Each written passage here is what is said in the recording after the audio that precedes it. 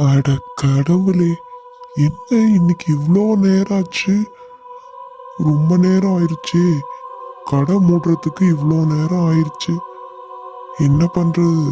கூட்டம் நிறையா வந்தா எல்லாம் பார்த்து தானே ஆகணும். வீட்டுக்கு போனா வேற அவ திட்டுவாளே. என்ன பண்றதுன்னு தெரியலையே. சரி சரி, அக்கா இன்னைக்கு வருமானம் நிறைய வந்திருக்குல்ல, அதை கொண்டு போய் கொடுத்து சரி பண்ணிடலாம். கறி கடைனா முன்ன பின்னதான் இருக்கும், அட்ஜஸ்ட் பண்ணி தான் போகணும் அப்படின்னு கறிக்கடை முத்து பேசிக்கிட்டே நடந்து போறான். என்ன அது? ஐயோ, பேய் நிக்குது. ஐயோ, என்ன பண்ணுவேன்னு தெரியலையே. ஏய், என்னை பார்த்தா உனக்கு பயம் இல்லையா? என்ன திமிரான்னுட்டு இருக்க? என்னை பார்த்தாதான் உனக்கு பயம் இல்லை? என் கையில் வச்சிருக்க கத்தியை பார்த்தா கூடவா உனக்கு பயம் இல்லை? ஐயோ, எனக்கு உன்னை பார்த்தா பயமா தான் இருக்கு. பயத்துல என்ன பண்றதுன்னு தெரியல. தயவு செஞ்சு என்னை விட்டுரு விட்டுரு அப்படின்னு அந்த கறிக்கடை முத்து கெஞ்சுறான். உன்னை நான் விடணுமா? உன்னை நான் உயிரோட விடணும்னா நான் சொல்றத நீ செய்யணும். செய்வியா? என்ன வேணாலும் சொல்லு. நீ சொன்னத நான் கண்டிப்பா கேட்குறேன். எனக்கு பிள்ளை குட்டிலாம் இருக்கு. தயவு செஞ்சு என்னை கொன்னுறாத. நீ என்ன சொன்னாலும் நான் கேட்குறேன். அப்படியா?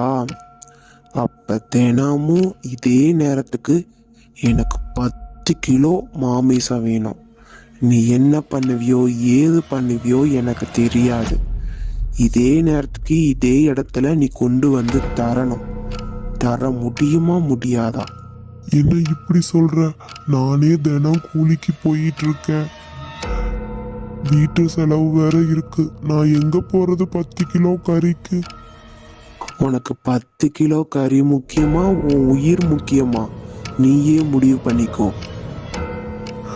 ஐயோ, வேண்டாம் வேண்டாம். நான் தினமும் கொண்டாந்து கொடுத்துட்றேன். இன்னைக்கு என்கிட்ட இல்லை, நாளைக்கு வரும்போது எடுத்துட்டு வந்துடுறேன். எனக்கு தரேன்னு சொல்லி ஏமாத்தின உன் வீடு தேடி வந்து உன்னை கொன்னுருவேன். மரியாதையா தினமும் கொண்டு வந்து கொடுத்துரு. இல்ல இல்ல, அப்படிலாம் எதுவும் பண்ணிடாத. நான் தினமும் கொண்டாந்து கொடுத்துட்றேன். உன்னை நம்புறேன் அப்படின்னு அந்த பேய் பறந்து போயிடுச்சு. முத்துவும் வேகமாக வீட்டுக்கு ஓடியாந்துட்டான். இந்த பக்கம் இந்த பேய் பயன்படுத்த ஆரம்பிச்சிருச்சு. ஏய் கீதா, நேற்று நீ சொன்ன விளையாட்டு தானே விளையாண்டோம். இன்னைக்கு நான் சொல்கிற விளையாட்டு தான் விளையாடணும். எப்பவுமே நீ சொல்கிற விளையாட்டு தான் விளையாடணுமா? ஏய் போடா, நீ எப்பயுமே போரிங்கான விளையாட்டு தான் சொல்கிற. ஆனால் நான் புதுசாக சொல்கிறேன்ல, அதனால் நான் சொல்கிற விளையாட்டு தான் விளையாடணும். முடியாது, நான் சொல்கிற விளையாட்டு தான் விளையாடணும்.